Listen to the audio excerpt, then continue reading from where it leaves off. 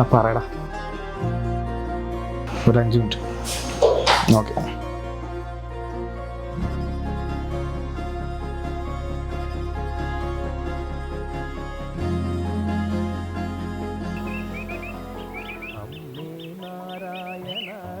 നീ ഇതെവിടാടാ? വിളിച്ചാലും ഫോൺ എടുക്കത്തില്ല.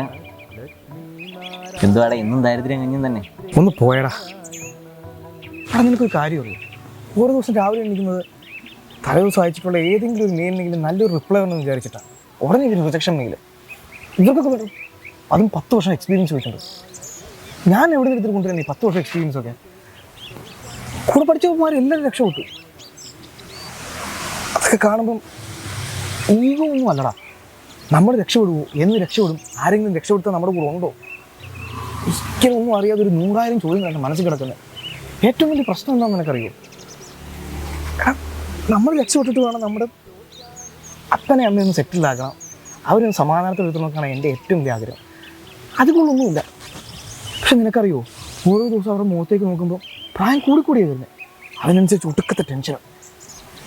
എടാ, ഈ തലവേദനകളെല്ലാം വെച്ചിട്ട് പുറത്തേക്ക് നോക്കുമ്പോഴോ നാട്ടുകാരുടെ 100,000 ചോദ്യങ്ങൾ.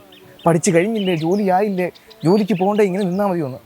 ഇപ്പോൾ 27 വയസ്സായി, പുതിയൊരു ചോദ്യങ്ങൾ വന്നിട്ടുണ്ട്. കല്യാണം കഴിക്കുന്നില്ലേന്ന്. ഇതിനെല്ലാം കൂടെ ഞാനെന്ത് ഉത്തരം പറയാനാ? ഈ ചോദിക്കുന്നവർക്ക് ഈ ചോദ്യം ചോദിച്ചിട്ടങ്ങ് പോയാൽ മതി. ഇതിനെല്ലാം ഉത്തരം കണ്ടുപിടിക്കേണ്ട ആൾ ഞാനാ. പഠിപ്പാളിയാ. പട്ടിണി അല്ലെന്നേ ഉള്ളൂ, നല്ല അടിപൊളി ദാരിദ്ര്യമാണ് വീട്ടിൽ. രക്ഷപ്പെടൂ. ഏറ്റവും കൂടുതൽ ടെൻഷൻ എന്താ അറിയോ? രക്ഷപ്പെടുമെന്നുള്ളൊരു ഒരു ഹോപ്പ് പോലും എനിക്കില്ല. ഒന്ന് ചിന്തിച്ചു തുടങ്ങുമ്പോഴത്തേന് ആദ്യം വരുന്നത് തൊലഞ്ഞിവിടെ കിടക്കും എന്നുള്ളൊരു മൈൻഡ് മാത്രം. ഈ ഞാൻ ഏത് രീതിയിൽ വന്ന് നിൻ്റെ അടുത്ത് ചിരിച്ചു കളിച്ചിരിക്കണമെന്ന് ഞാൻ പറയുന്നത്. അത്ര നോർമലാകാൻ പറ്റത്തില്ലടാ. എല്ലാവർക്കും ദാരിദ്ര്യം ഉണ്ടായിരിക്കും. പക്ഷേ ഞാൻ പറഞ്ഞില്ലേ,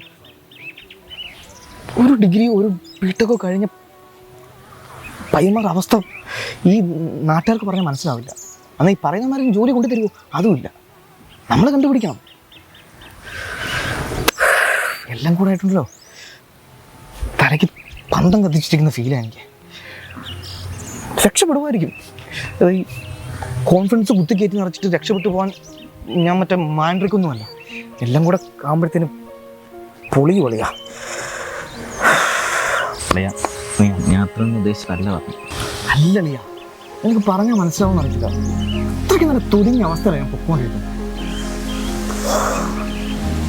എടാ അതെ, ഇതൊന്നും ശരിയാവില്ല. ഞാൻ കേൾക്കും.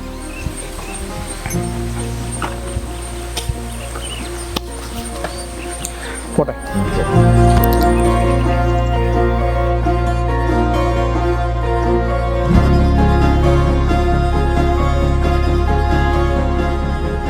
ഓരോ ദിവസം തുടങ്ങുന്നത് തന്നെ ഇന്നല്ലെങ്കിൽ നാളെ എൻ്റെ പ്രശ്നങ്ങളെല്ലാം തീരുമെന്നുള്ള വിശ്വാസത്തിലാണ്. സങ്കടപ്പെട്ടിരിക്കാൻ സമയമില്ല. കാരണം എന്നെ പ്രതീക്ഷയോടെ നോക്കുന്ന ഒരുപാട് പേരുടെ ചുറ്റുമാണ് ഞാൻ ജീവിക്കുന്നത്. മുട്ടിൽ തുറക്കാത്ത വാതിലുകൾ ഒരുപാടുണ്ട്. എന്നാലും ഞാൻ മുന്നോട്ട് പോകും. എല്ലാവരും ഒറ്റ വാക്കിൻ്റെ വിശ്വാസത്തിലാണ്. ഹോപ്പ്.